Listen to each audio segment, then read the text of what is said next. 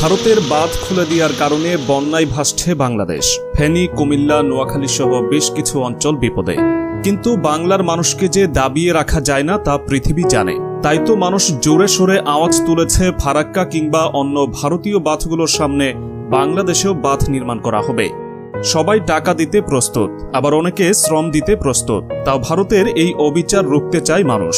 তবে ভারতীয় বাঁধগুলোর সামনে বাংলাদেশ বাঁধ নির্মাণ করতে চাইলে কিছু সমস্যা আছে। প্রথমত, বাংলাদেশ ভাটির দেশ, অর্থাৎ ভারতের থেকে বাংলাদেশ নিচু অবস্থানে আছে। আর তাই ডাউনস্ট্রিমে আরেক বাঁধ নির্মাণ করলে তা কোনোভাবেই কার্যকরী হবে না। কারণ বাঁধ শুধু পানি আটকানোর উদ্দেশ্যেই দেয়া হয় না, বাঁধের আরও কিছু উদ্দেশ্য থাকে। যেমন জলবিদ্যুৎ, সেচ প্রকল্প, শাখা নদীসমূহে বছরব্যাপী নাব্যতা ধরে রাখা। এখন আমরা নদীগুলোতে চাইলেই বাঁধ দিতে পারি না, এতে অধিকাংশ অঞ্চল জুড়ে ফ্লাড প্লেন লাগবে। তবুও ধরা যাক বাঁধ দেয়া হলো, তাহলে বছরে ৮ মাসই বাঁধের উজানে শুষ্ক মৌসুমে পানি পাবে না বাংলাদেশ।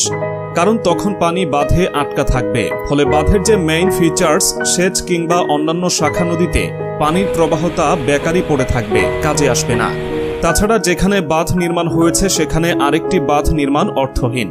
কারণ বাঁধ নির্মাণে অনেক গবেষণা করতে হয়, সঠিক স্থান, সঠিক কার্যকারিতা বা ক্ষতির দিকগুলো ভাবা হয়। তাছাড়া বাঁধ নির্মাণে নতুন করে খননের প্রয়োজন, তাও পানি থাকবে কিনা তা সন্দেহ আছে, যা সময় সাপেক্ষ তো বটেই, বরং অত্যন্ত খরচে। তাই বাঁধ নির্মাণের চেয়ে সবচেয়ে কার্যকরী পদক্ষেপ আলোচনা। আমাদের নেওয়া দেওয়া দেন দরবার থেকে বেরিয়ে আসতে হবে, নিজেদের দেশের স্বার্থ রক্ষা করতে হবে। আমাদের নদীর পানি ভারত এককভাবে আটকে রাখে আর ব্যবহার করে। এর ফলে বাংলাদেশের উত্তরাঞ্চল ও অন্যান্য জেলায় সারা বছর খরা হয়, আবার বর্ষার মৌসুমে তারা পানি ছেড়ে দেয়। আর বাংলাদেশে মানুষ বন্যায় মরে। কার্যত এখানে কোনো ভারসাম্য নেই। আসলে এটা ভারতের একক আধিপত্য। একই সাথে ওই পানি আমাদেরও শুকনো মৌসুমে প্রয়োজন। তাই উল্টো গেট নির্মাণ করলে হবে না, এতে বাংলাদেশের মানুষ পানি পাবে না, বরং পানি নিয়ে ভারতের একক আধিপত্যের অবসান ঘটাতে হবে। এর জন্য প্রয়োজন ডিপ্লোম্যাটিক লড়াই। তবে বন্যা ব্যবস্থাপনায় আরও পথ আছে, যেমন তিস্তা মহাপরিকল্পনা, যেখানে গভীর ওয়াটার বডি তৈরি করে সারা বছর পানি ধরে রাখা হবে।